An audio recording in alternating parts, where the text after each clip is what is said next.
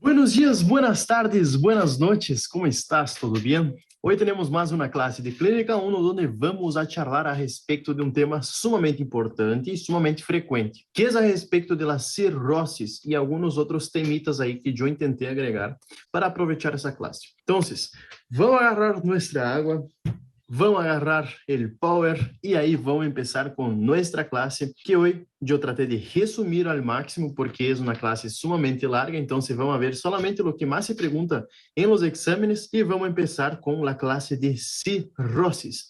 Depois vamos ir a outros temitas um pouquinho mais curtos, pero igual são temas sumamente importantes que temos que sim ou sim saber. A classe e aí vamos começar com nossa classe de cirroses. Las cirroses, quando nós temos que definir, é basicamente uma alteração difusa do parênquima hepático. E temos que nos acordar de uma cosita, é uma alteração irreversível. Por que é irreversível? Porque chega um ponto, o hígado se pode regenerar, mas chega um ponto que esse dano é tão grande, ou se afetou mais de 80, 90% do hígado, que nós não vamos ter como recuperar mais o hígado, ou seja, sobrepassou a capacidade do hígado de regenerar. Qual é o ponto da cirrose? E sim ou sim devemos saber, é que é difuso e irreversível. Essas duas palavras claves, sim ou sim devemos gravar para o escrito e para o oral. Então, é uma afectação difusa e irreversível. Qual é o ponto?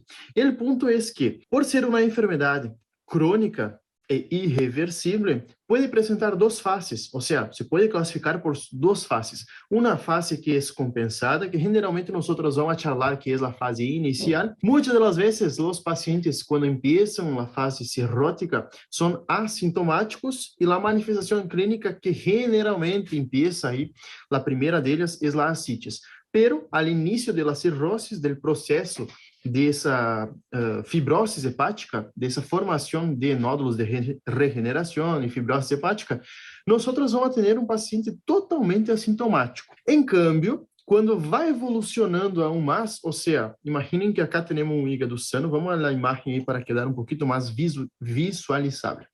Quando temos o hígado sano, é basicamente desse color. Imaginem que nós temos um paciente obeso, que essa obesidade se acumula además em las vísceras, ou seja, o hígado é uma víscera, então empieza a acumular-se em essa víscera, então temos um hígado grasso, esse hígado grasso genera um processo inflamatório local que a largo prazo, porque essa inflamação é crônica do obeso, genera uma fibrose hepática, e essa fibrose hepática vai evolucionando por el processo inflamatório e então se genera a cirrose. Então, o que passa? Nesses estadios iniciais, hasta a fibrose hepática, nós o que vamos a ter é um paciente generalmente assintomático. O mais frequente é que não apresente nenhum signo e nem síntoma. Mas depois, quando chega a cirrose, aí sim vai ter a fase descompensada, que aí o paciente nessa fase já vai requerer um transplante. E já vamos ver qual é o índice que nós vamos utilizar para evaluar a sobrevida, o pronóstico do paciente é sumamente importante e pergunta nos exames. Então, que é importante saber de cirroses? Palavras claves: fibrose, enfermidade irreversível e difuso, sim? Classificação, fase inicial é compensada, na maioria das vezes, e fase descompensada são as fases mais tardias, mais evolucionadas, onde o paciente tem pouco parênquima hepático. Basicamente é isso, sim, de generalidades, e agora vamos às causas e vamos volver a ver um quadrito que já havíamos visto na outra classe. Bueno, generalmente a cirrose é uma enfermidade que afeta pacientes de 40 a 60 anos, e nessa idade, generalmente, empieza a cirrose. É a fase mais avançada de las enfermedades hepáticas, caracterizadas por inflamação crônica e enfermidade hepática progressiva. Então, sí ou sí, a cirrose é caracterizada por ser a fase mais avançada de qualquer hepatopatia, caracterizada por inflamação crônica e fibrose hepática. Então, repito, é a fase mais avançada das enfermedades hepáticas. Que quer dizer isso? Um paciente que tenha, por exemplo, hepatites B, hepatite C, hepatites alcoólica, aquele paciente que tenha uma cirrose biliar primária, uma hepatite autoimune, vai evolucionando essa enfermidade e então, allá por último, vai chegar a cirrose. Sim? É um processo crônico. Temos que sim ou sim saber que cirrose é crónico. La fibrosis que se produce ahí, los nódulos de regeneración y esa fibrosis, son procesos crónicos y no es agudo. Eso sí o sí debe estar más que claro desde los otros años ahí, sí o sí debemos saber eso. Bueno, entonces, el hígado sano se ve generalmente ese color acá que es un rojo vinoso, ¿sí? Es bien blandito el hígado, pero cuando tenemos una cirrosis, acá tenemos los nódulos de regeneración y la fibrosis. ¿Qué pasa?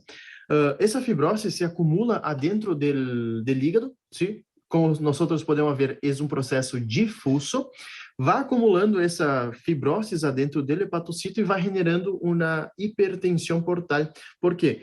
Liga la sangre de la vena porta e essa fibrose impide o correto passagem de la sangre hacia los hepatocitos e então essa alteração vai generar hipertensão portal a largo prazo. Pero não vamos nos enfocar agora em hipertensão portal. Só o que temos que saber é o seguinte: é a fase mais avançada de qualquer enfermidade hepática e temos fibrose, nódulos de regeneração de maneira difusa.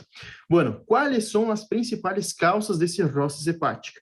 A etiologia mais frequente é basicamente a alcoólica. Cirrose alcoólica, depois temos a outra que é cirrose biliar primária e cirrose biliar secundária. Pero temos outras causas que são relacionadas a los vírus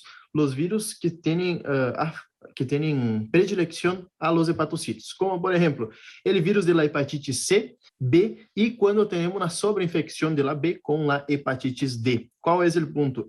El que más genera cirrosis es el vírus de la hepatitis C. El segundo más frecuente es el virus de la hepatitis B. En enfermedades autoinmunes tenemos que gravar algunas, como por ejemplo essas duas primeiras, que é a hepatitis autoimune e cirrose biliar primária, hepatotóxicos, agentes hepatotóxicos, álcool, fármacos como metotrexate, alfa-metildopa e amiodarona, e intoxicação por vitamina A, enfermidades metabólicas adquiridas, esteatohepatitis não alcoólica ou esteatose hepática não alcoólica.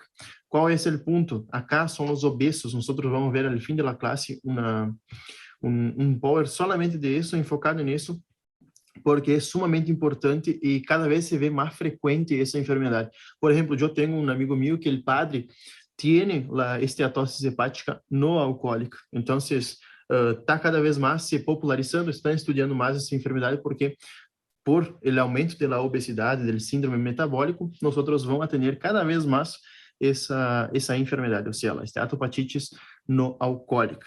Fármacos, enfermedades vasculares, insuficiência cardíaca congestiva, enfermidade veno-occlusiva, como a de Budd-Chiari, enfermedades genéticas, como Wilson, hemocromatoses, déficit de alfa-1 antitripsina, e outras como cirrose biliar secundária e criptogenética. Pero que temos que saber de todo isso, que é a causa mais frequente, que não podemos nos olvidar, de cirroses? Sempre acordando que é a fase mais avançada de qualquer hepatopatia. Então, hepatitis vírus não pode faltar na hora de dizer, em horário, vírus de hepatitis C, B e D, alcoólica, não alcoólica, cirrose biliar primária, hepatitis autoimune, déficit de alfa-1 antitripsina, hemocromatoses, a enfermidade de Wilson. Então, são causas que não podem faltar quando nós vamos dizer as causas de cirroses. Acordando desse quadrito, já é assim 20 a 30% do tema já charlado. Vamos agora, se nós temos um paciente cirrótico, temos que saber a clínica desse paciente. Então, a clínica, como já falamos, temos duas fases, a fase inicial e a fase avançada, ou seja, a fase compensada e a descompensada, generalmente assim. As fases iniciais são generalmente os pacientes assintomáticos que descobrem que têm cirroses por alguma outro estudo, sim, por alguma outra afectação, e por aí se vê na ecografia um hígado grasso, por aí pode haver nódulos de regeneração, tudo isso, fibroses, e aí se faz a biópsia para diagnosticar cirroses. Em câmbio, os pacientes com enfermidade avançada, fases avançadas, nós temos muito mais sintomatologia. Quais são as sintomatologias que esses pacientes podem apresentar? A mais frequente é a ascites. O paciente vem com um abdômen globoso, com o ombligo assim que sai para fora, ou seja, não é o ombligo hacia dentro, que tem um agujerito, sai para fora, assim, parecendo uma linguita. Então, a ascites generalmente suele ser la primera manifestación de una fase avançada de cirrosis, la hemorragia digestiva fundamentalmente la alta. Obviamente, depois nós vamos ver uma classe de hipertensão portal que nós vamos ter as dilatações variciales, ou seja, de las varices, tanto de las venas del esófago quanto las venas hemorroidales, las venas del recto. Entonces, el paciente puede venir con hemorragia digestiva alta o baja, pero generalmente es alta en los estadios avanzados, por rotura dessas varices esofágicas. Obviamente que esse paciente que tem hipertensão portal, que já vamos ver em outra classe, pode ter la telangiectasias, pode ter alterações difusas no abdômen, como o hallazgo clínico de cabeça de medusa de los vasos, pode ter dilatações de venas acá en el cuello, en la región del cuello y también en la región del tórax. Entonces, el paciente puede prevenir con hemorragia digestiva alta o baja. Lo más frecuente es alta, o si es baja, puede ser una proctorragia. Icterícia, la icterícia, esses pacientes vão a ter por conta de uma insuficiência hepática.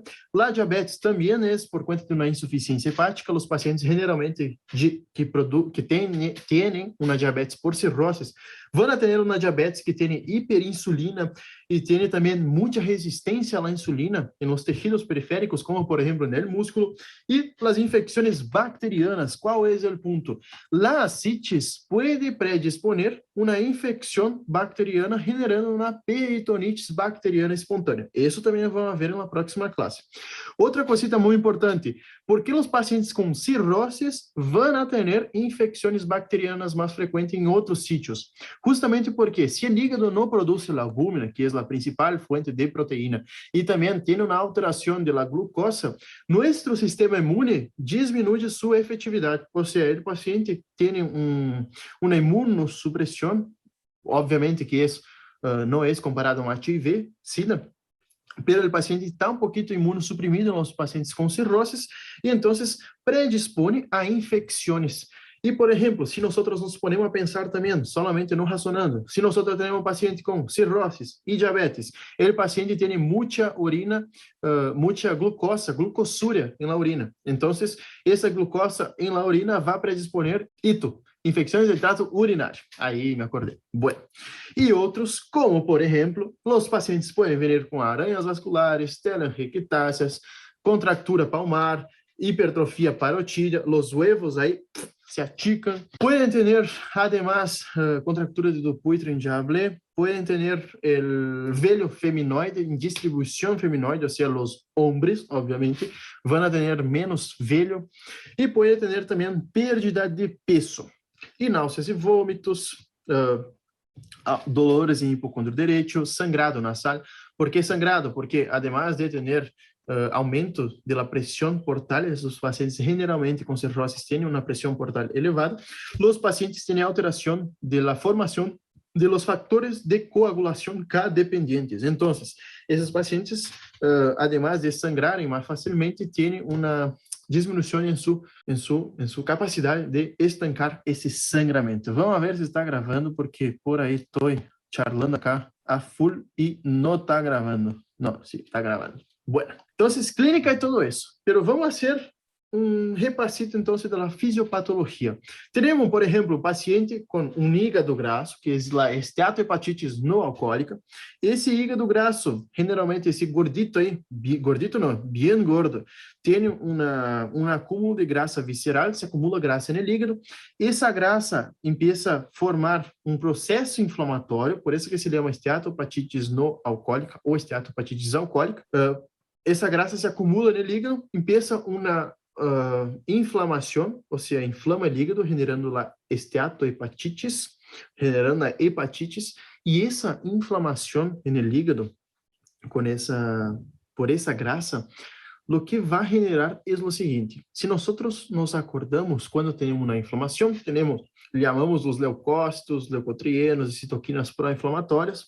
Nós, então, vamos a ser um processo inflamatório local no hígado, ou seja, local, digo, em todo o hígado. Esse processo inflamatório, se nós não podemos pensar um pouquinho mais, todos os processos inflamatórios, ou a grande maioria, vai curar com fibroses. Então, o que vai passar é que temos a grasita aí que generou uma hepatitis, uma inflamação hepática.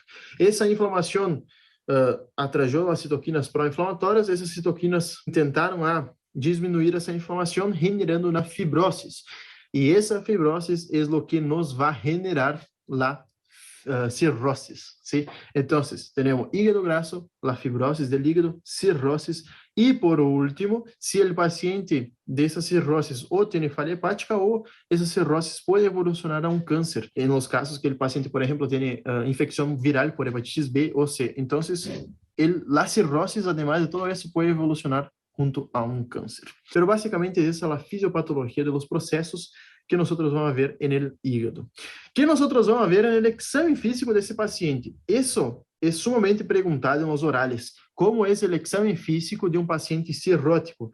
Que temos que saber? Que temos duas fases, recordando, fase inicial e fase avançada. E outra cosita, sempre ordenar quando é palpação, inspeção, auscultação, percussão e palpação, ou seja, ordenar a semiologia, porque em fases iniciais temos que saber que pode ser normal ou deve haver uma hepatomegalia de consistência aumentada e bordes duros, em especial em epigástrio. Qual é o ponto? Qual é o ponto? Deixa-me ver se não tenho aqui a imagem. Qual é o ponto? O hígado, em fases iniciais da cirrose, generalmente suele estar um pouquinho aumentado. O hígado, vamos a hacer muitos pontos acá. O hígado, por exemplo, de um paciente que tem esteatose hepática, generalmente está agrandado, tem uma leve hepatomegalia, e ao palpar o hígado, é bem blando, ou seja, por essa grasa. Nós vamos palpar basicamente grasa aí do paciente. O hígado de um cirrótico em fases iniciais, generalmente tem uma leve hepatomegalia, em alguns casos, obviamente, se é viral ou alguma outra causa, em fases iniciais vão ter um hígado um pouquinho de maior tamanho, ou seja, uma hepatomegalia um pouquinho mais marcada. E, em câmbio, o paciente em fases avançadas, que passa? Como nós temos um hígado que generalmente está lleno de sangue, porque o hígado é muito vascularizado, quando nós temos fibrose intrahepática, esse hígado vai se aticando. Então, vai diminuindo sua quantidade de sangue dentro do hígado, então vai se aticando cada vez mais. E em los estadios avançados, nós vamos ter, dependendo da causa, se não é por uma esteatopatite alcoólica ou uma esteatopatite não alcoólica, por exemplo, em los casos de fibrose por hepatite C, em los estadios aí que estão médios a avançados, nós vamos ter uma palpação de um hígado de borde duro e, generalmente, nós vamos ver que o hígado é de borde duro e não tem, por exemplo, o seguinte: quando temos um câncer hepático, nós vamos palpar um hígado com, por aí, um nódulo, alguma cosita aí mal delimitada. Em câmbio, em la cirrose, nós só palpamos um hígado duro. Fases avançadas, suele desaparecer na hepatomegalia, como já estávamos falando, porque o hígado vai diminuindo sua quantidade de sangue dentro, então você vai se aticando. O signo cutâneo mais frequente são as aranhas vasculares ou telangiectasias. Qual é o ponto de la telangiectasias? O que passa é o seguinte: somem a la vitropressão. Se somem a la desaparecem a la vitropressão. Em alguns pacientes pode observar-se fragilidade ungueal e dedos em palilhos de tambor e distribuição feminoide.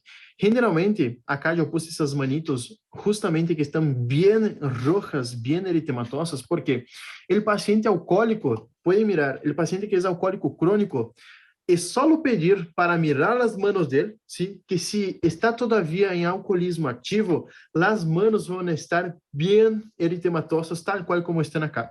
Então, o paciente que é cirrótico por conta de álcool, se todavía está ingerindo álcool diariamente a doses elevadas, o paciente vem com a mão eritematosa e muitas das vezes também, isso aprendi com um doutor, que acá tem, por exemplo, as ojeras, queda um pouquinho mais negruzco de lo habitual, ou seja, tem ojeras marcadas nos pacientes alcoólicos crônicos. E na cirrose avançada, nós também podemos ter signos e sintomas neuropsiquiátricos devido à encefalopatia hepática. E qual é o signo e sintoma neuropsiquiátrico que vimos na outra classe de encefalopatia hepática?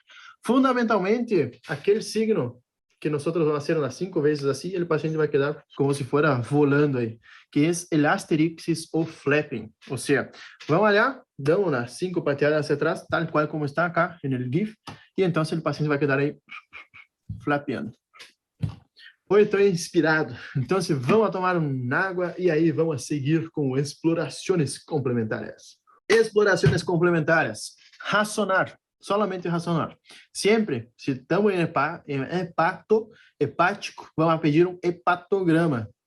Então, laboratório, hepatograma com transaminases, GOT-RPT, fosfatase alcalina, gama-GT, fatores de coagulação e um hemograma completo para evaluar se há anemia. Generalmente, esses pacientes com cirrose avançada, por conta das varices esofágicas e hemorroides, e também por alterações da absorção de seu trato digestivo, por conta da alteração também na albúmina, nós o que vamos ter é anemia. Generalmente, esses pacientes vão apresentar anemia. Además, faltou uma cosita acá que é recontra mega mix importante, a bilirrubina do paciente no laboratório. Então, hepatograma completo. Generalmente, só para, antes que me olvide, as transaminasas, generalmente, em los pacientes cirróticos, vão a poner as neuronas a funcionar agora. Paciente com insuficiência hepática aguda, temos grande destruição de hepatocitos, certo? Certo. Se nós temos um paciente que tem pouco hepatocito por conta de uma cirrose avançada, os hepatocitos não têm mais muito que morrer. As transaminasas vão estar elevadas, normais ou diminuídas. E nesse caso, em los pacientes cirróticos crônicos avançados, ou seja, toda a enfermidade que é hepática cirrótica é avançada. Mas basicamente, nos pacientes cirróticos, nós vamos ter transaminasas em los níveis normais ou levemente aumentadas, ou hasta mesmo em alguns casos diminuídas assim, bem leve. Por quê? Imaginem agora o hígado. Quando temos uma insuficiência hepática aguda, tem muito hepatocito efetivo, funcionante. Em cambio, então, há que morrer desses hepatocitos. Em cambio, a fibrose, ou a cirrose, é uma enfermidade crônica avançada, onde não há muito mais hepatocitos para morrer. Então, como não há muito hepatocito, os valores das transaminasas vão estar normais ou ligeiramente elevados. Generalmente, não supera os 300 as 300 unidades por litro. E qual é o ponto? É importante fazer o índice de Hitch, sim, que já vamos ver por que é importante fazer o índice de Hitch em caso de uma hepatopatia característica aí. Mas basicamente, transaminasas não vão estar estourando assim como vimos na insuficiência hepática aguda.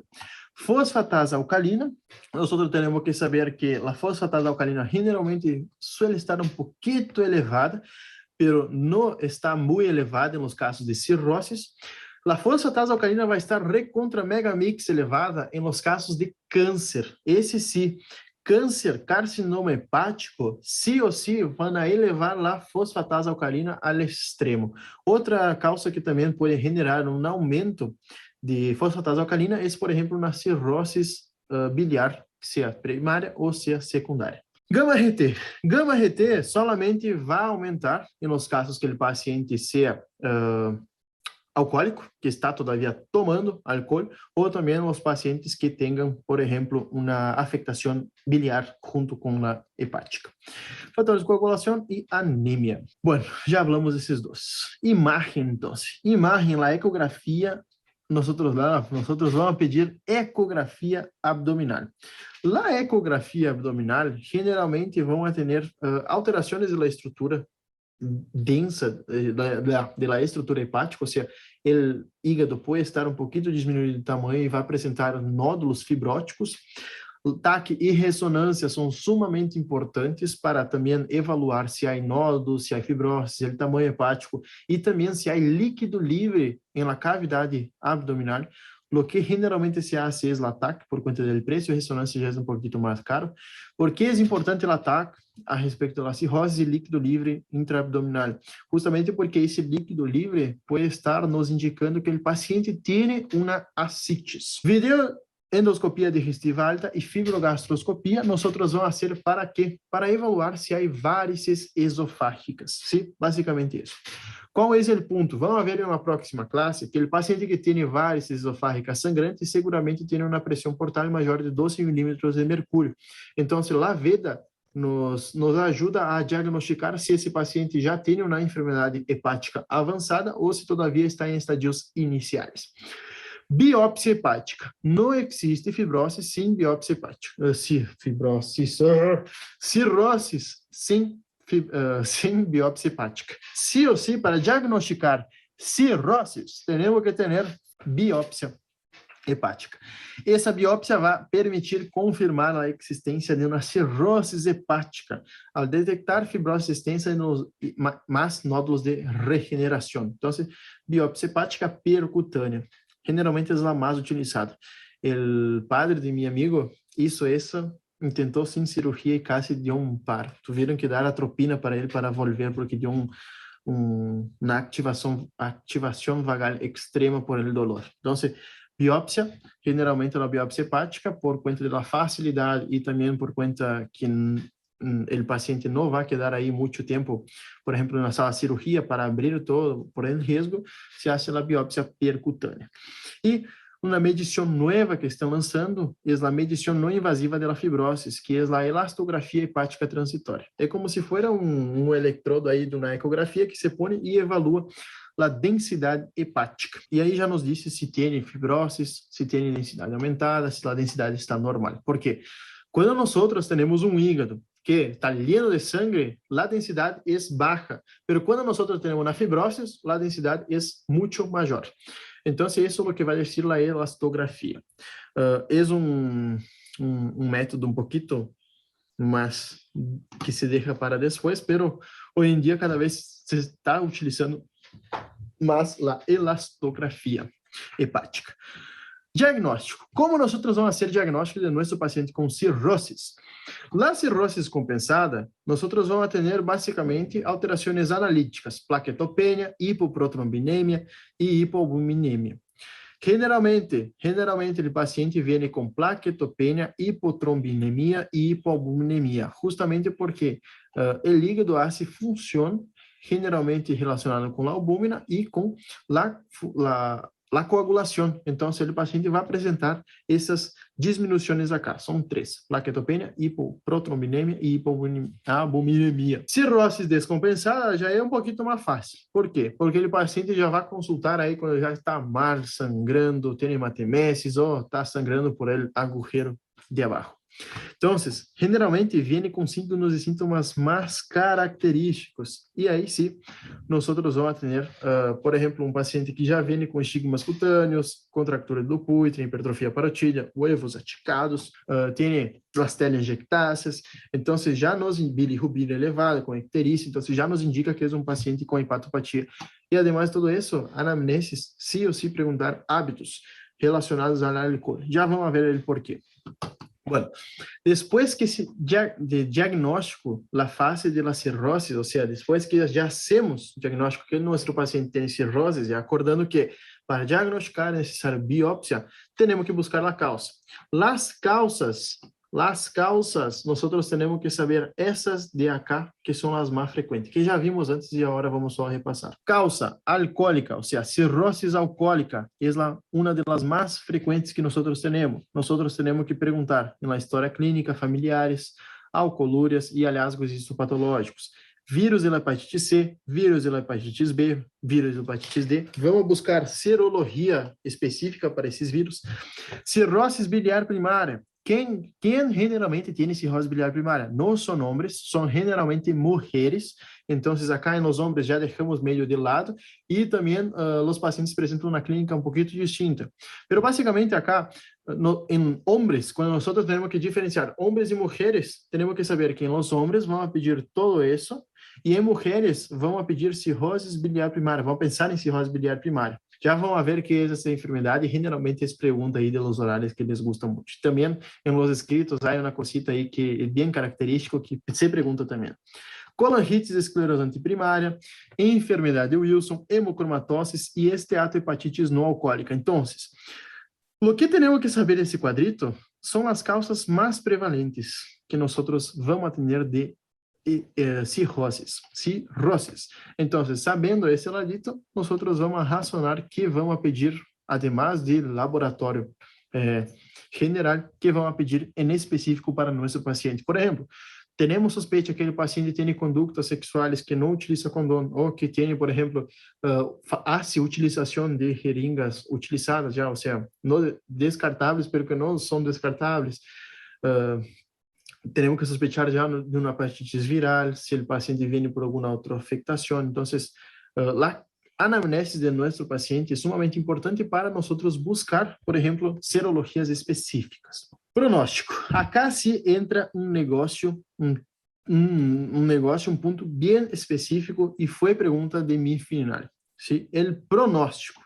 O pronóstico, nós vamos evaluar o paciente cirrótico com Shield-Pug e o paciente que tem insuficiência hepática aguda com MELD. Por quê? Shield-Pug nos vai valorar o dano hepático e nos vai dar um pronóstico a los 12 a 24 meses. Em câmbio, o MELD generalmente é utilizado em insuficiência hepática aguda para saltear a fila e a cola do transplante. O MELD generalmente é de 3 hasta 6 meses de sobrevida e Shield-Pug não. Shield-Pug é hasta 2 anos, aproximadamente 2, máximo assim, 3 anos. Cirrose compensada tem um pronóstico de 50 a 70% de sobrevida aos 10 anos. Em câmbio, a cirrose descompensada, menos de 50% aos 3 anos. Pergunta classificação de Shield-Pug? Pergunta. Que pergunta? Pergunta como se pontua, quais são os valores. Essa classificação é um pouquinho assim, difícil de memorizar, pero nosotros vamos a utilizar mnemotécnicas para memorizar y para recordar la de MELD también. MELD tenemos la mnemotécnica de Labirome, sí, Labirome BIC, y acá nosotros vamos a tener la mnemotécnica BATEA, donde la B va a ser bilirrubina, A de albúmina, T de tiempo de protrombina, que es el O-INR, encefalopatia y ascites. Bueno, nosotros vamos a puntuar, por ejemplo, bilirrubina. Se tem menos de 2 miligramas por decilitro, pontua 1 ponto. Se tem 2 a 3 miligramas, pontua 2 pontos. E se tem mais de 3, 3 pontos. Esse é sencillo, assim. Ou seja, menos de 2, 1 ponto. 2 a 3, 2. E maior de 3, 3 pontos. A albúmina, maior de 3,5, 1 ponto. De 3,2 a 2,8, perdão, a 3,5, 2 pontos, e 3 pontos quando é menor de 2,8. Tempo de protrombina, menos de 4 segundos, de 4 a 6 segundos, e mais de 5 segundos, mais de 6 segundos, hoje tá feio de ler, que tá bem chiquito acá. Então, 1 ponto, menos de 4 segundos, 5 a 6, 4 a 6, 2 pontos, e maior de 6, 3 pontos. INR também, INR menor de 1,7, 1 ponto, de 1,7 a 2,3, 2 pontos, e maior de 2,3, 3 pontos. Encéfalo, INR generalmente não se pergunta, o que se pergunta é o tempo de protrombina.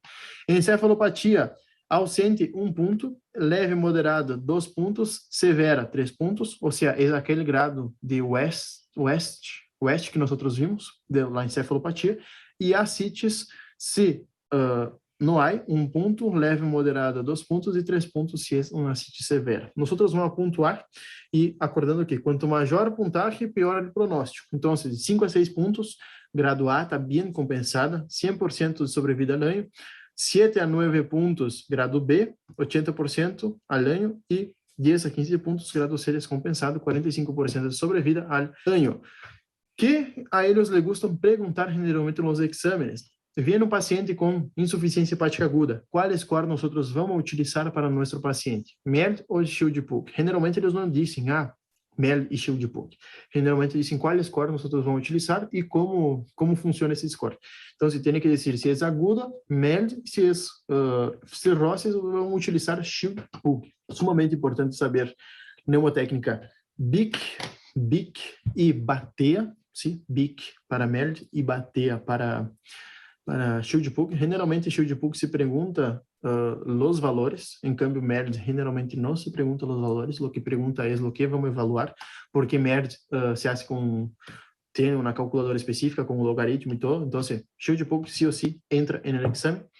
E bom, nós temos que saber que MELD sí o sí, tenemos que saber que el valor cuando se da 40 o más, mortalidad de 71,3, 30, 39, 52,6 y 20, 29, 19,6% de mortalidad a los 3 meses. 10 a 19, el valor de MEL 6% y menor de 9, 1,9% muere a los 3 meses. O sea, el paciente que tiene un MEL de 40 en la cola del trasplante sobrepasa el paciente que tiene, por ejemplo, 39 de MEL. Sí, o sea, va a recibir el trasplante antes que el paciente que tenía 39.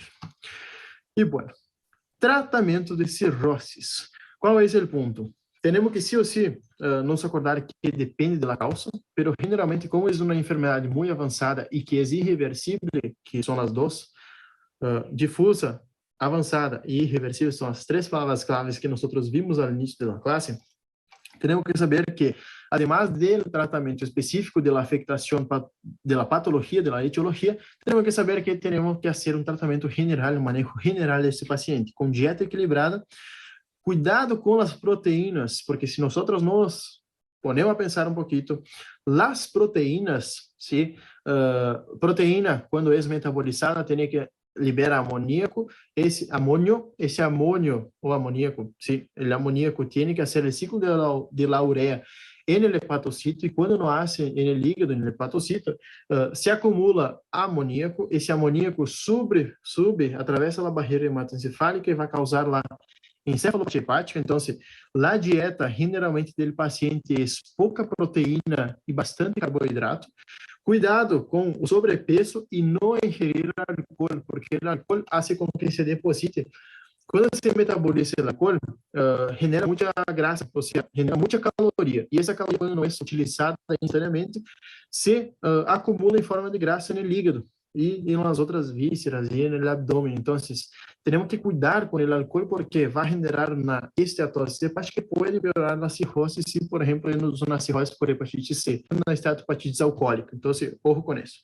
Atividade física moderada para diminuir o sobrepeso e também aumentar a tolerância à glucosa, porque esses pacientes, muitas das vezes, como têm podem ter uma diabetes com um aumento da resistência à insulina, quando se hace o paciente fazer o exercício, diminui essa resistência à insulina, ajuda a la glucosa a exponer a la célula a exponer os S-glúteos e a glucosa entrar. Aporte de vitaminas, fundamentalmente as ADEC, que são lipossolúveis, profilaxis da hemorragia digestiva, que nós vamos fazer com lactulosa, e também vamos fazer a profilaxis de hemorragia digestiva, hemorragia digestiva se hace com propanolol para diminuir o riesgo esplácnico, então se diminui a pressão portal. E quais são os fármacos proibidos que nós não podemos dar para nossos pacientes? Não se pode dar AINES, o ácido acetilsalicílico, acetaminofeno, que é o paracetamol, e benzodiazepinas. Se evita esses fármacos, justamente porque podem empeorar a situação da cirrose do paciente. Se não podemos pensar um pouquinho, o paracetamol, quando se metaboliza, genera o NAPC, que é um metabolito tóxico para o hígado. Então, se temos um paciente com cirrose, vamos dar paracetamol para ele? Não, porque vai empeorar sua situação hepática. E, por último, o transplante hepático. Transplante hepático solamente vai ser indicado para os pacientes que têm uma cirrose descompensada, ou seja, quando o paciente tem um MEL, aí já que sua mortalidade o shield PUG está de 10 a 15 pontos, ou um MEL aí maior de 39, 40. Sim? Aí se indica o transplante hepático. Depois, uma outra classe que é a respeito de hipertensão portal, nós vamos ver además do tratamento de que é uma hipertensão portal, vamos ver também a respeito de algumas medidas terapêuticas que podemos utilizar antes do paciente fazer o transplante hepático, que uma delas é fazer o TIPS, o shunt porto-sistêmico intrahepático, que é para diminuir a hipertensão portal. O transplante hepático seria o tratamento de la cirrose, ¿sí? Sí o sí, o transplante hepático é o tratamento de la cirrose. Pontos importantes de cirroses, causas, saber que não há como fazer diagnóstico de cirrose sem biópsia, ou seja, a biópsia é confirmatória, e saber, obviamente, que temos duas fases, a inicial e a avançada. Agora vamos a um ponto que generalmente se pergunta nos choice e também nos orales, que é a respeito de cirrose biliar primária. Que é a cirrose biliar primária? É uma enfermidade de M, de mulheres, generalmente. Generalmente vai afetar mulheres de 35 a 60 anos, sumamente importante essa idade, porque as mulheres generalmente têm um período muito assintomático e depois, quando ascende muito a bilirrubina e se deposita na pele, vai ter os signos e sintomas.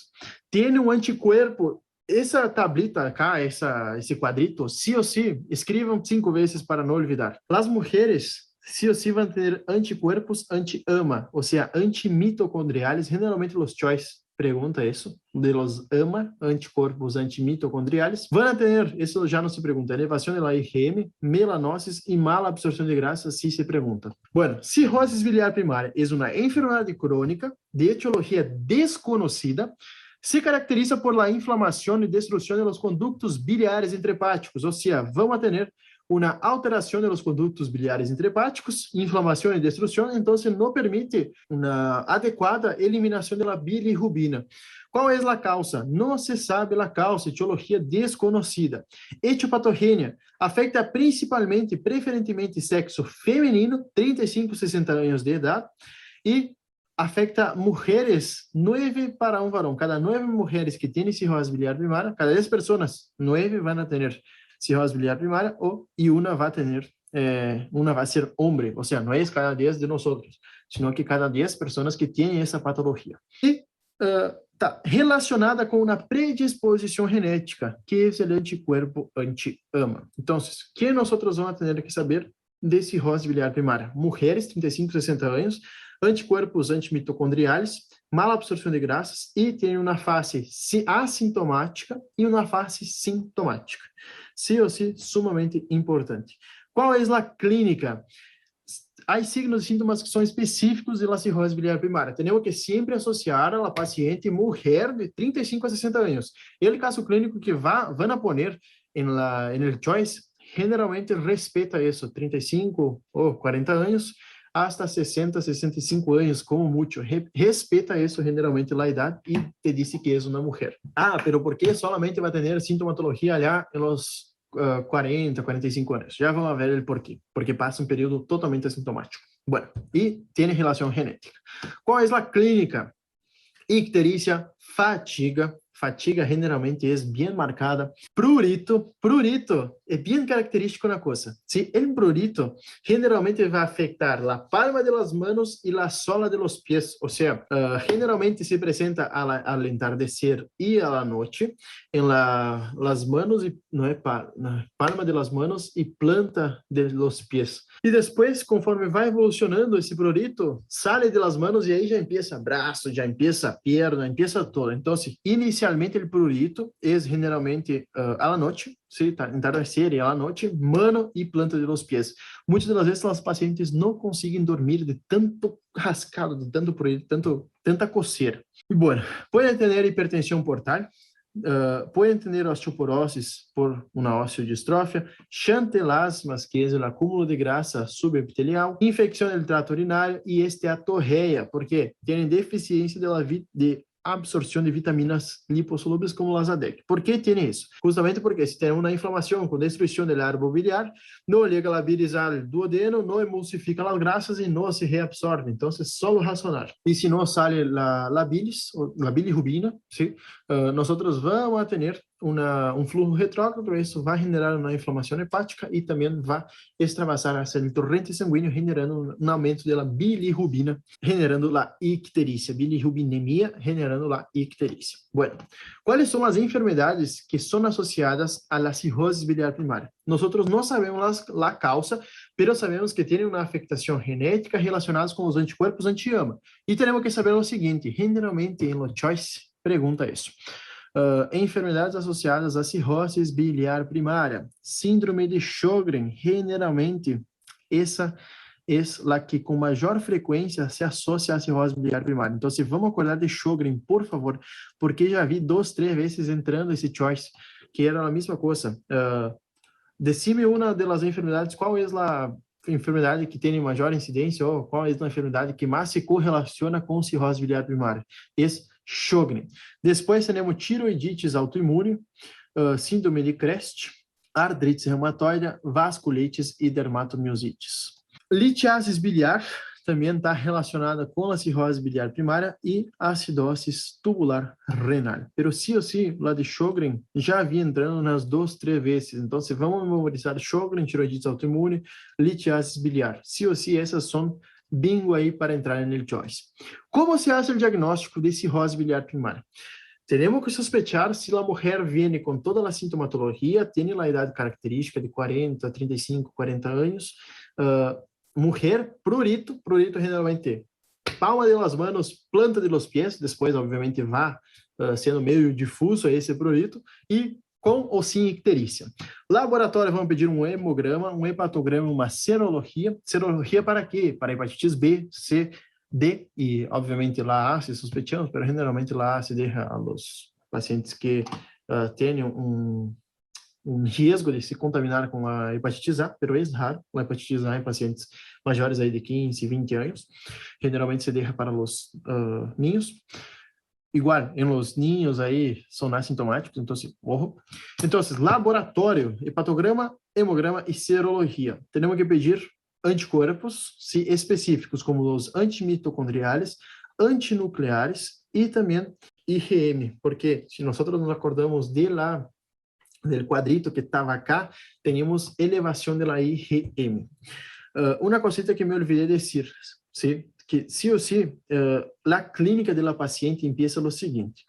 Primeiro empieza e essa é a pergunta de exame, na hora que me acordei. Primeiro vai começar o prurito, depois empieza a icterícia. Então, primeiro a paciente tem rascado, prurito. Depois, evolucionando, como vai evolucionando a enfermidade, a mulher vai apresentar icterícia. Depois, alterações cutâneas, esteatorreia, osteodistrofia, o ponto 6 era neuropatia periférica, e depois teníamos, por exemplo, a hepatosplenomegalia, e por último, a hepatosplenomegalia, hipertensão portal. Então, a paciente com cirrose biliar primária vai ter uma evolução que é um pouquinho característica. Os estadios iniciais generalmente já vêm na consulta. Então, você vai ter primeiro prurito, icterícia, alterações cutâneas e esteatorreia. Essas são as primeiras manifestações que a paciente apresenta, e generalmente, como as mulheres já são mais, qualquer cosita já vão a consultar, generalmente já se diagnostica nessas fases iniciais. Quais são as variáveis do pronóstico nessas pacientes com cirrose biliar primária? A idade, quanto maior a idade, pior. A hepatomegalia, quanto maior, pior. A ascites, se a ascites é edema, pior. Encefalopatia hepática, se é sexo feminino, masculino, é pior. Se há hemorragia varicial, é pior. Por quê? Porque se há já hemorragia varicial, quer dizer que já tem hipertensão portal e que já tem várias esofágicas. Então, você já está cagado. Quanto maior a bilirrubina, menor a albúmina, menor a protrombina, maior a fosfatase-alcalina. Então, quanto maior, pior, ou quanto menor, em alguns casos da albúmina, pior é a afectação e pronóstico de uma paciente com cirrose biliar primária. Esse quadrito você pergunta no exame? Não se pergunta. Sim, solamente puse para ter uma ideia do pronóstico, que vai variar de acordo às alterações clínicas, analíticas e alguma cosita aí de histologia.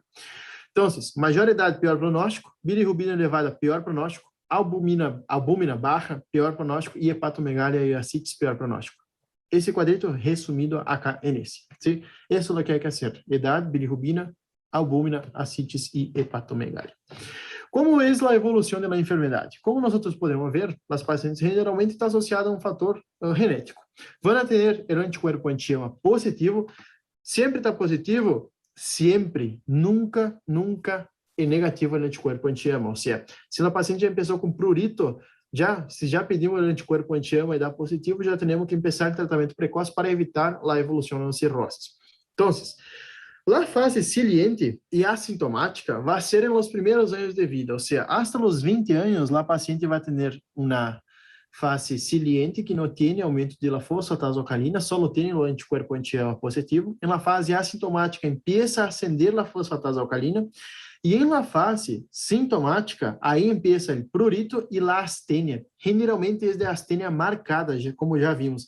Então, depois do prurito, empieza a icterícia. Por isso que a los 35, 40 anos, vai apresentar a sintomatologia característica de cirrose biliar primária. Então, em la etapa, isso há que saber porque é pergunta de exame. Sí ou sí, põe estrellita acá. Em la etapa saliente, tem só o anticorpo anti-ema e pode passar 6 anos sem ter nenhuma manifestação. 15, 20 anos mais, pode ter discreta elevação da fosfatase alcalina sem nenhuma manifestação. 20 anos aparece o prurito, muitas das vezes ele é o motivo de consulta, e aí nós vamos evaluar com a fosfatase alcalina, astenia, ema positivo e aumento da bilirrubina tardio, assim como a ascite esplenomegalia e encefalopatia também são tardios. E quando chega a etapa, o pronóstico, ou seja, nessa última etapa, o pronóstico é malo e tem corta sobrevida. Então, anticorpo anti-ema, temos que sim ou sim, palavra clave é decorar, memorizar que anticorpo anti-ema sempre vai estar positivo. Depois temos elevação da fosfatase alcalina, eleva sintomatologia prurito e astenia. Depois, por último, icterícia por conta da bilirrubina elevada. Tratamento de cirrose biliar primária. Manejo general de la colestasis, colestiramina ou ácido urso desoxicólico. Se pode ser transplante hepático quando não é resposta ao tratamento ou menor de 65 anos.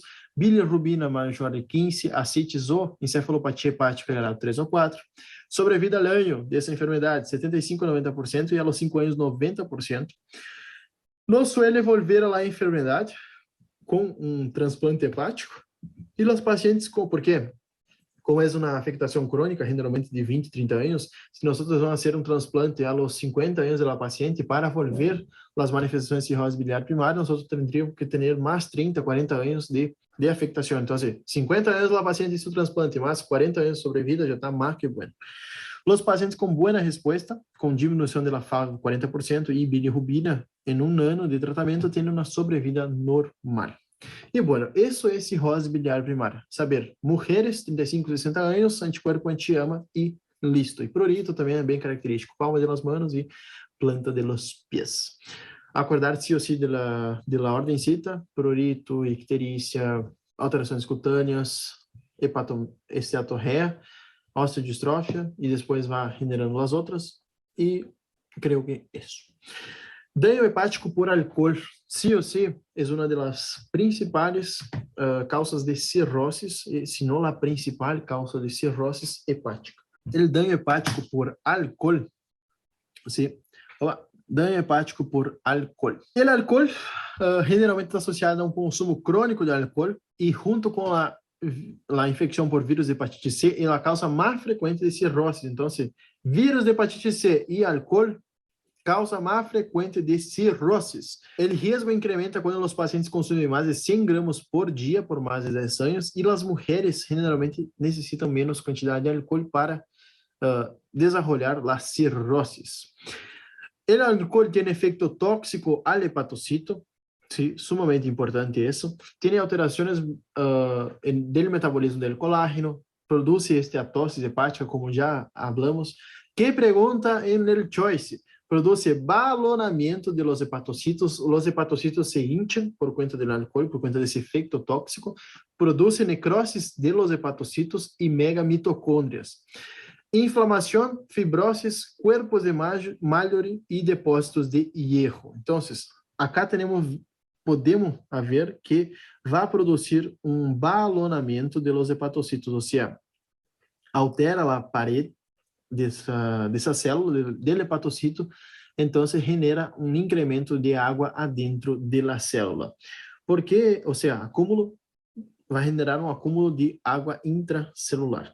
Por que é importante? Porque é importante saber que há megamitocôndrias. Porque a formação de megamitocôndrias é a alteração mais específica do dano por álcool, do dano do hepatocito por álcool. Isso faz com que, prestem atenção acá, essas megamitocôndrias que são generadas por conta do dano hepático por álcool, e isso é pergunta de exame, essas megamitocôndrias fazem com que la gota, temos que saber que la GOT o AST o ASAT é uma enzima mitocondrial. Isso, então, se temos megamitocôndrias e se sabemos que GOT ou ASAT é mitocondrial, temos que saber que quando temos um paciente com encefalopatia, com um paciente com cirrose ou dano hepático por álcool, o índice de Riches, que é o GOT sobre RPT, vai dar maior a 2. Então, por isso que é importante, GOT sobre RPT em pacientes alcoólicos dá maior a 2, porque o álcool hace daño hepático por conta do balonamento e formação de megamitocôndrias. Como a GOT é uma enzima mitocondrial, então, quando se rompe, quando se libera, essa GOT vai estar no índice de Riches, GOT sobre RPT maior a 2. E GOT sobre RPT, índice de Riches, é pergunta de choice. Então, vamos memorizar. Bueno, clínica do paciente com dano hepático por álcool. Astenia, anorexia, náuseas e vômitos, dolor abdominal, febre e icterícia, encefalopatia hepática, eritema, aumento da temperatura palmar, por isso que vão ver as palmas aí bem enrojecidas, spiders ou aranhas vasculares, ginecomastia, hipotrófia testicular, os huevos aticados, hipertensão portal com hepatosplenomegalia e hemorragia digestiva por varices. Então, o paciente vai ter o famoso hábito de Chvostek, que está relacionado com a clínica de nosso paciente. Pero isso é um paciente que toma álcool por mais de 5 ou 10 anos, vai ter característico isso. Encefalo pode ter eritema e aumento da temperatura palmar, é bem característico, e as orejas vão ter vão estar um pouquinho mais marcadas se a paciente está todavia em consumo agudo de álcool. Diagnóstico. O diagnóstico se faz por biópsia hepática e é frequente a associação de cirrose alcoólica junto com a hepatite alcoólica aguda. Laboratório, índice de Riches, ou seja, GOT sobre RPT, maior a 2. Por que pus estrellita? Porque é pergunta de exame, tanto de oral quanto de escrito. Mas em escrito ele gosta de perguntar muito. Paciente 60 anos, alcoólico crônico, vem com GOT sobre RPT maior de 2, vem com GOT sobre RPT de 2,5. Qual é a possível causa desse aumento das enzimas hepáticas, das transaminases? Obviamente que vamos assinalar álcool por conta do índice de Riches. Tratamento é abstinência e dieta, ou seja, comida saudável e o paciente sim ou sim deve largar o álcool. E se pode utilizar corticoide, a prednisona 40 mg por dia por 4 semanas ou pentoxifenina 400 mg de 8 ou de 6 em 6 horas. Generalmente, os pacientes que se recuperam da hepatopatia alcoólica, do dano hepático por álcool, generalmente quedam com sequelas hepáticas, ou seja, vão quedar com fibroses ou nódulos de regeneração. Obviamente que acá, dano hepático agudo, dano hepático por álcool, não é o mesmo que cirrose, porque a cirrose é a evolução do dano hepático a largo tempo, ou seja, passado 15 anos, o paciente tomando aí 100 gramas por dia de álcool, então, pode generar uma fibrose? Sim, pode, depois de 10, 15 anos. Então, cirrose é a etapa final. E acá não. Acá só estamos falando de el dano hepático que o álcool faz.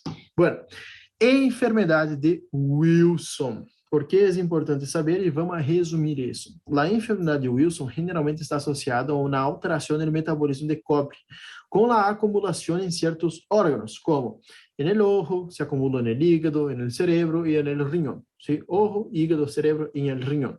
E vai generar manifestações características da enfermidade de Wilson, como anillo de Kaysen-Fleischer, que é o anillo de cobre alrededor do ojo. Pode generar alteração neurológica e psiquiátrica com cambios do comportamento, descoordenação, na escritura, não consigo escrever bem, temblor em repouso, distonia de Sartre e disfagia. Hematológica pode causar hemólisis, pode causar arritmias em cardio, óssea, artrite e raquitismo, e renal, disfunção tubular proximal. Hepática, que é o mais importante acá, hepatomegalia, icterícia, hepatite aguda, falha hepática fulminante e cirroses. Então, la enfermedad de Wilson, y puse solamente ese cuadrito para saber, es que es característico el acúmulo de cobre en diversos sistemas de nuestro cuerpo o órganos. ¿Cuál es el punto? Generalmente esse paciente tem uma enfermidade por conta de um déficit de uma proteína transportadora do cobre, então ele empieza a acumular esse cobre. Qual é a clínica de nosso paciente? A clínica vai depender, obviamente, do acúmulo desse cobre no corpo do paciente e nós temos que fazer o diagnóstico de enfermidade de Wilson acordando de uma cosita bem específica que é a respeito do laboratório. O laboratório vai dar, además da clínica, o diagnóstico de enfermidade de Wilson se hace com clínica, tem que ter disminuição da ceruloplasmina e anillo de Kais em Fleischer. Com essas três, com clínica, disminuição da ceruloplasmina e Kais em Fleischer, eu tenho diagnóstico de enfermidade de Wilson. ¿Sí? Diagnóstico de enfermidade de Wilson. Outra cosita que se pergunta de enfermidade de Wilson a respeito de los choice é basicamente a respeito da cuprúria. ¿Sí? En el laboratório, nós vamos pedir a cuprúria, ¿sí? Que é vamos pedir o cobre no unido à ceruloplasmina e cuprúria de 24 horas. A cuprúria de 24 horas, que é a quantidade de cobre que o paciente elimina, vai estar aumentado, vai estar mais de 100 gramos por 24 horas. ¿Sí? A cuprúria, então, vai estar mais de 100 gramos por 24 horas. O valor normal generalmente é 70 ou hasta mesmo menos. Qual é o ponto na enfermidade de Wilson? Se a cuprúria dá normal, nós vamos dar para o paciente tomar depenicilamina. Se a depenicilamina aumenta a excreção de cobre. Se o paciente tem enfermidade de Wilson, a cuprúria vai ser positiva, ou seja, vai ser maior de 1000 gramos cada 24 horas. Microgramos, perdão. 1000 microgramos. É microgramos cobre, não é gramos. Então, em enfermidade de Wilson, temos que saber que o diagnóstico é clínica, mas a ceruloplasmina, diminuição da ceruloplasmina e anillo de Kais-Fleischer. Laboratório, cuprúria, se a cuprúria dá menos de 70 ou menos de 100 microgramos por 24 horas, se dá depenicilamina, a depenicilamina hace com que se excrete mais cobre, e se depois de dar ao paciente depenicilamina, a cuprúria dá maior de 1000 microgramos, nós teremos positivo para a enfermidade de Wilson. Por que teremos já positivo? Porque é a única enfermidade que tem alteração no metabolismo do cobre. Então, por isso que a enfermidade de Wilson se diagnostica com essa administração de depenicilamina. ¿Sí? Sí ou sí, sumamente importante, já entrou em choice, então, ojo nisso. E o tratamento da enfermidade de Wilson, o cobre é um metal, então, se nós damos um fármaco quelante de cobre, que vai atrair o cobre e vai se eliminar, ok, perfeito o tratamento. Então, o tratamento da enfermidade de Wilson é o quelante de cobre, que é a depenicilamina e também a trientina. São esses dois fármacos que generalmente também perguntam em los choice. Bueno, déficit de alfa-1 antitripsina. O déficit de alfa-1 antitripsina também é uma alteração genética por uma mutação no gen. O que passa? O paciente vai ter manifestações respiratórias, enfisema, asma e bronquiectasia, se nós acordamos aí das classes de RESP, e manifestações hepáticas podem generar déficit de alfa-1 antitripsina, hepatite crônica, cirrose e hepatocarcinoma. O diagnóstico, para não quedar assim tão extenso, é a ser proteinograma eletroforético e dosagem de alfa-1 antitripsina. Os valores normais de alfa-1 antitripsina é de 150 a 300 miligramos, agora sim, miligramas por decilitro, e quando está menor de 40 miligramas por decilitro, se faz diagnóstico de déficit de alfa-1 antitripsina, e o tratamento, por exemplo, vai depender da afectação. Se é pulmonar, temos que fazer com que o paciente cesse o tabaco, broncodilatadores e a administração de alfa-1 antitripsina pode ser intramuscular, em aerosol ou intravenoso.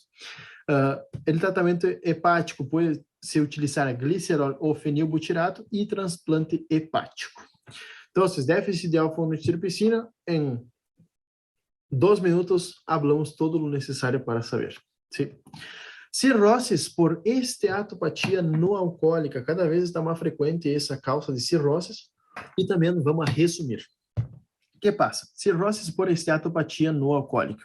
Lá, a esteatopatia não alcoólica está associada com o síndrome metabólico. Só vamos acordar.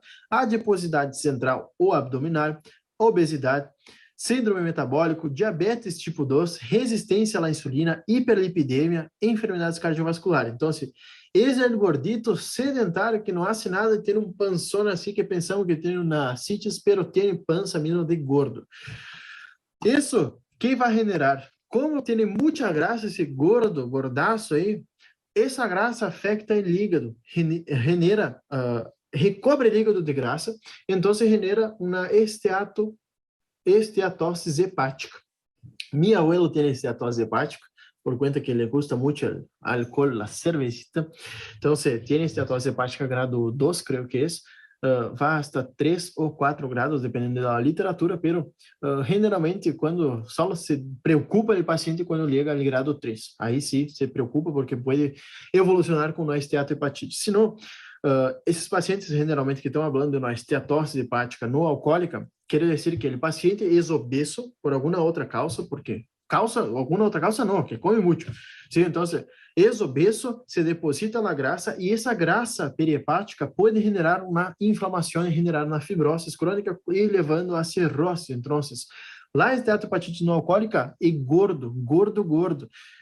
Generalmente os pacientes são assintomáticos e em alguns casos podem ter hepatomegalia. Essa hepatomegalia, quando nós lá palpamos, é totalmente blandita, porque a grasa é muito blanda, a grasa visceral. Então, palpamos aí, percebemos esse hígado também de consistência alterada, bem blandita, então provavelmente se é uma esteatose hepática. Diagnóstico se faz com o laboratório de rotina, ecografia e fibroscan. O fibroscan serve para evaluar, também é uma tecnologia nova, creio que há 15, 20 anos como muito, e parece muito, mas é pouco para a medicina, e também evalua, você põe um transductor aí e evalua a quantidade de grasa hepática que tem esse paciente.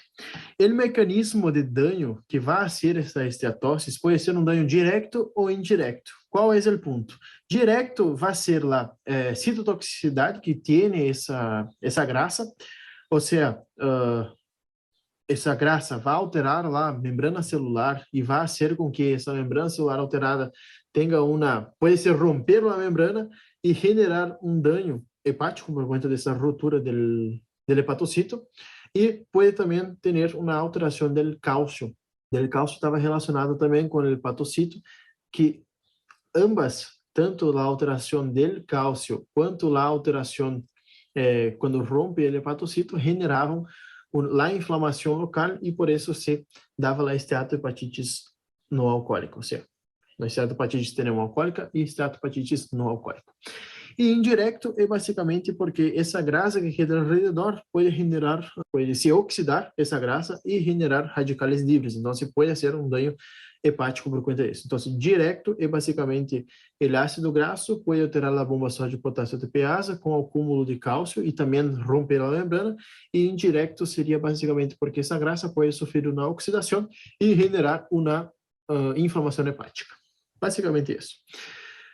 Tratamento, medidas higiênico-dietéticas, o gordaço tem que perder peso e tem que deixar também, obviamente, acá é não alcoólico, então não está relacionado com o álcool. Acá tem que baixar de peso, cerrar a boca.